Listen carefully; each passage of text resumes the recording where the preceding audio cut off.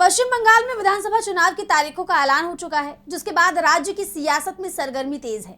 एक तरफ पार्टियों ने चुनावी मैदान में ताकत झोंकने के लिए पूरी तैयारी कर ली है, तो दूसरी तरफ राज्य में हुए प्रशासनिक फेरबदल ने चुनाव आयोग के मंसूबों पर कई सवाल खड़े कर दिए, जिससे कटघरे में केंद्र सरकार भी आ गई। देखिए ये रिपोर्ट। पश्चिम बंगाल में विधानसभा चुनाव की तारीखों के ऐलान के कुछ ही घंटों बाद प्रशासन और पुलिस विभाग में बड़ा फेरबदल हुआ, जिससे राज्य की सियासत गर्मा गई। साथ ही चुनाव आयोग और बीजेपी पर उठते सवाल और तेज हो गए हैं।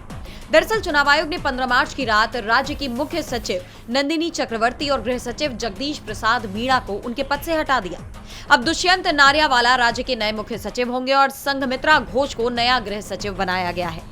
इसके साथ ही पुलिस विभाग में भी कई बड़े बदलाव किए गए हैं। 1996 बैच के आईपीएस अधिकारी अजय कुमार नंद को कोलकाता का नया पुलिस कमिश्नर नियुक्त किया गया है। वहीं 1992 बैच के सिद्धनाथ गुप्ता को महानिदेशक और सूचना और सरकारी प्रमुख की जिम्मेदारी मिली है।